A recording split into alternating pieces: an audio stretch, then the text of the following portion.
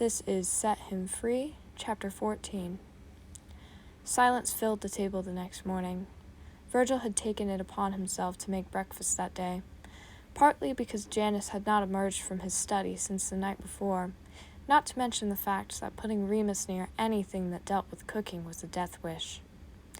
When he had opened the cabinets, however, he had found half of them completely empty, with only a few fruits, vegetables, and 4 portions of oats remaining. He supposed no one had taken the weekly market trip then. Virgil shuffled across the kitchen, carrying 2 apples and the bag of oats with him. If they only ate half a portion of oats each, and left some of the fruits and vegetables, there should be enough food for an evening meal. They could skip lunch for the day, Virgil decided, and began to boil a pot of water. As soon as he had poured the oats into the pot, Virgil got to work on slicing the 2 apples. By the time he had finished, the pot had slowed to a simmer, and he tossed the apples in while stirring the mixture. It wasn't long before the morning tranquility was interrupted by Remus's pounding footsteps. "What you makin', Virg?" He grinned, reaching towards the pot before Virgil slapped his hand away with a spoon. "What do you think?"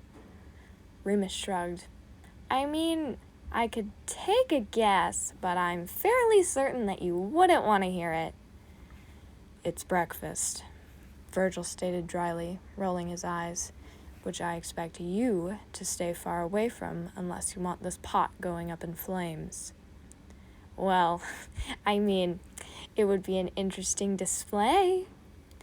It was a rhetorical statement. "Now, get out." Virgil waved Remus away with his spoon, having to hold back a smirk as he did so. Steam swirled from the pot as Virgil poured the oatmeal into 3 bowls, leaving half a portion on the stove so that it wouldn't grow cold. Remus bounced eagerly on his seat as Virgil set the 3 bowls on the table, along with a jar of cinnamon. Both him and Janus enjoyed the sweet taste of the spice, and often used it when they could afford a jar from the market. Remus found it fun to simply eat the seasoning by the spoonful, which Janus had already had to put a stop to several times before. Remembering this, Virgil slid the jar closer to his own bowl. Rain dripped through a small crack in the ceiling, landing softly upon the tabletop. The old cottage had long since gained several faults, one being the constant leaking when precipitation lasted for more than 24 hours. It was bothersome for sure, though Virgil placed a bucket under the leak, hoping that they could later salvage the water for later use. He became fixated on the soft tap of each drop into the brass pail, only breaking his focus as Janus took residence at the table. If it weren't for the telltale scar, Virgil would not have recognized the inventor, for the person sitting in front of him appeared to have fallen apart. He didn't want to ask if the previous day had brought any cause to this, but at the same time he worried for Janus. The older's eyes were dull, his gaze not fully focused, and his shoulders slumped forward with exhaustion. Virgil shot a worried glance to Remus, but the latter only shrugged. "If you all are going to continue to stare at me in silence, I'm going to take my leave," Janus muttered. "We just want to make sure you're all right." "I am perfectly fine, Virgil, and there is no reason to believe otherwise. Now, are we going to eat, or am I just going to watch this meal waste away?" "Right."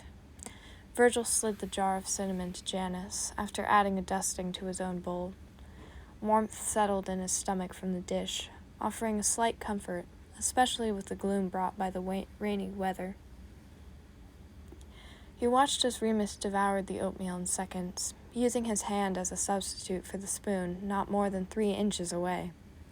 Virgil snickered at the sight, and he expectantly looked for Janus's mirrored reaction. He hadn't even seemed to notice. His gaze was focused on the tabletop, both his spoon and bowl remaining untouched. "Hey, are you gonna eat that?" Remus gestured to Janus's bowl, licking the excess oats from his fingers. "Remus, don't." "It's fine, Virgil," Janus interrupted, sliding the bowl across the table. "I'm not very hungry anyways." Virgil frowned. There clearly was something he was not being told. Seeing Janus that way, so shut off from the mortal world, everything about it just screamed trouble. Out of the three of them, he had always been the most clear-headed, the most calculated, but right now, the inventor was lacking any sense of emotion.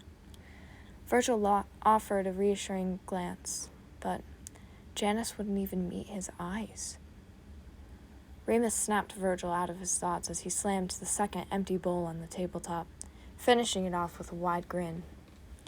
Being the last one to eat, Virgil quickly finished off his own breakfast, gathering the empty dishes and setting them on the kitchen counter. He returned to the table, where Remus was picking apple pieces from his teeth, and Janus was running his fingers across the tabletop. I'm going to go check on the prince now, Virgil said, stepping back from the table. Janus suddenly shot from his chair, his eyes shining wild. Do not go near that room. Virgil froze, looking at Remus, who only mirrored his confusion. The inventor's hands trembled as he clenched them into fists, coming to rest back in his chair. He pinched the bridge of his nose, growing suddenly weary. Just sit, please. Virgil rejoined the table without a word. An uncomfortable silence settled over the three.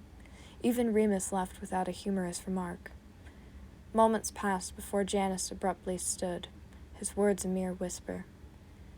Thank you for breakfast. And just like that, he was gone, holed back up in his elusive study. The new silence sat heavily within Virgil's mind, and he absolutely despised it. The stack of dishes on the counter caught his interest, and he rushed over, desperate for anything to fill the space. Remus followed without a word, picking at the cuticles of his nails. It was as Virgil had finished scrubbing the third bowl when Remus finally spoke. Man, I thought he would have been past this after all these years. What are you talking about? Oh no, I'm not going into story time right now. Jan would kill me if I told you. Tell me, Virgil pleaded. I need to know what's upsetting him so much. Remus frowned, shaking his head. If you don't tell me, I'll find out for myself. Remus sighed then, blowing a stray hair from his face. Fine, but you cannot say a word to Janny, all right? Okay. You've got to shake on it. Remus held out his hand, to which Virgil hesitantly took. Ack! What is on your hand? He shrieked, quickly pulling away. Spit! It solidifies the promise. That only works if we both do it, Virgil exclaimed, frantically drying his hand with a nearby towel. Remus giggled. Oh well, the look on your face was worth it. Just tell me what's wrong with Janus already. You're no fun, but fine. Remus cleared his throat, fishing a small scrap of fabric from his pocket. A patch had been stitched into the fabric, colored a deep red and gold. Virgil immediately recognized it as the royal crest of Eldon. You can't be serious. Virgil's eyes grew wide, and he carefully grasped the fabric. There was a past to Janus he had never meant for either of us to know about. The only reason I know is because I found a box of his old supplies once when searching in the attic for possums. I had to nag him for months before he told me the truth. So, what happened? Was he royalty? Janus? Oh gosh, no. Could you imagine? Remus cackled. He was King Alistair's right-hand man. At least, he was at first. Virgil couldn't believe it. Janus, the one always so against the royals, had worked for them? Everything about that was so wrong, Virgil couldn't even begin to process what that had been like. What happened? He asked. Did they do something to him? Let's just say King Alistair had never been the best person. Remus didn't quite meet Virgil's eyes. Listen, Virg, I don't know the whole story. Heck, Janus barely told me anything. But I can tell you, that scar on his face is not from a failed invention trial. Why do you think Janus only uses brass in his creations? I just thought it was the easiest to find within the town. Remus shook his head. Brass, when pure, is non-toxic, and has a much higher melting point than metals like lead. Look, all I can say is that he escaped with only a scar. After that night, Alistair was never seen again. You may find it hard to believe, but whatever Janus believes the kingdom is hiding is real. It has to be if he's suddenly so upset after all these years. The constant shifts in his emotions, the insistent need for finding answers, it all made sense then. Virgil felt as if a pit had swallowed him whole. He'd questioned Janus, doubted him, even after all the years they'd looked out for each other. Well, he sure didn't doubt Janus now. Even so, Virgil no longer felt certain that Roman could provide what Janus was so frantic to find. The prince may not have held the answers, but he may know where to look for them, and for that, they couldn't just leave him to starve. Remus, I think I'm about to do something incredibly stupid. Welcome to the club. What exactly is this act of stupidity you plan to commit? It doesn't matter. Virgil strode into the kitchen. Just don't tell Janus. He stirred the remaining oatmeal on the stove. A thin wisp of smoke floated just above the stovetop, filling the room with the lingering scent of apples. You know, all this secrecy leaves me intrigued, Remus hummed. What would you do for Janus not to hear this? You are the worst. That's not an offer. Virgil shot a glare in Remus's direction. I'll let you borrow my bird call whistle. Really? I'll finally get to form that duck army I've always wanted. All right, you've got yourself a deal. Good. And this conversation never happened. Conversation? I don't even remember such things, Remus replied with a wink before slipping down the hall, most likely to receive the bird whistle from the closet. The kitchen now empty, Virgil fished a stray bowl from the shelf and spooned the remaining oatmeal into the dish. He shuffled down the hall, holding his breath as he crossed Janus's study. Was he directly disobeying his closest friend? Yes, but he knew Janus wasn't really in his right mind at the moment. If that room remained locked, Roman would surely go hungry, which would erase any chance they had to discover the truths of the kingdom. He reached for the key usually kept on the doorframe, though it was nowhere to be seen. Virgil should have assumed Janus would take it, as his options were now highly limited. Setting the bowl onto the ground, Virgil strolled to his room and began rustling through his drawers. The box was so small he almost lost sight of it, but it was only a few moments before he had found the lock-picking kit Janus had lent him. Once he retrieved the thin rods from within the box, opening the lock became an easy task. The latch fell to the ground, the sound of it hitting the floor causing Virgil to tense. He waited a few moments, listening for any indication that Janus may have heard. Nothing arose. The bowl remained warm as he picked it up, resting heavily in his palm as he pushed open the door. Virgil stepped inside, and Roman immediately flinched at the sight of him, going rigid against the back wall. That couldn't be a good sign. Fortunately, Roman's shoulders relaxed a few seconds later, accompanied by a relieved sigh. It's you, he whispered.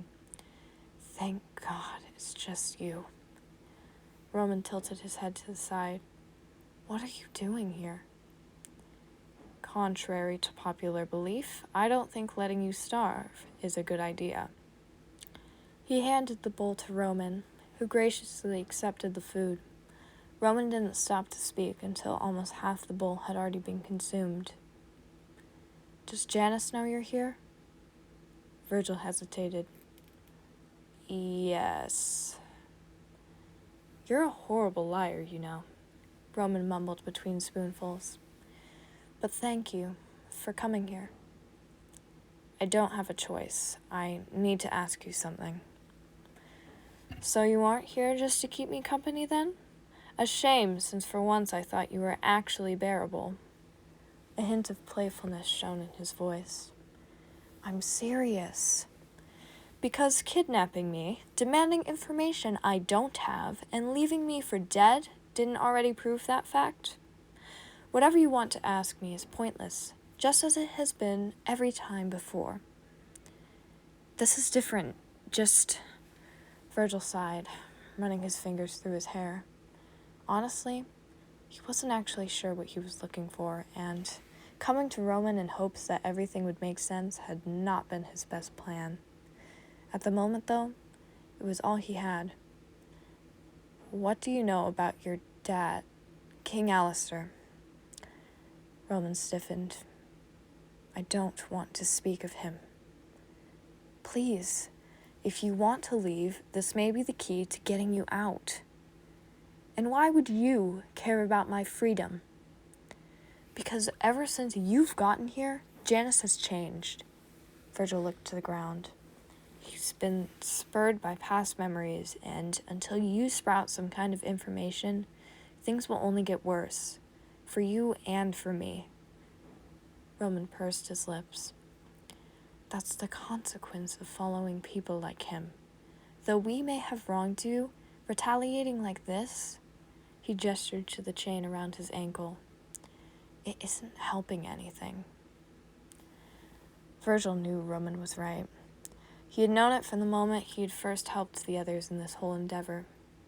There seemed to be no point to a change like this, not when everyone's place had remained solid for centuries. How Virgil wished to tell Roman he was right, that he hadn't even wanted to participate in this mess at all. But that was a fool's way out, and a betrayal to the only family he had. Virgil? Roman laid a hand on the thieve's shoulder, their eyes locked. You and I both know the truth. I can see it in your eyes. The matter is, what are you going to do about it? I don't know anymore, he muttered under his breath. Life had seemed so easy, years, even weeks ago. Just survive, steal what you need to get by, and make it to the next day. Now, his world was surrounded in a veil of gray, each decision becoming less and less clear. What was the prince doing to him? He stood abruptly, Roman's hand slipping from his shoulder.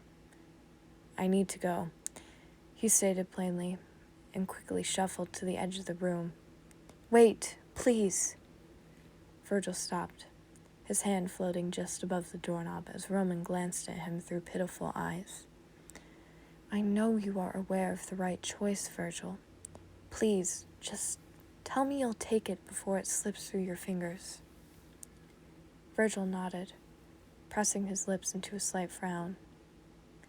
He didn't have the heart to say he didn't know what the right choice was. This has been Chapter 14 of Set Him Free. Thank you so much for listening, and I will see you next time for Chapter 15.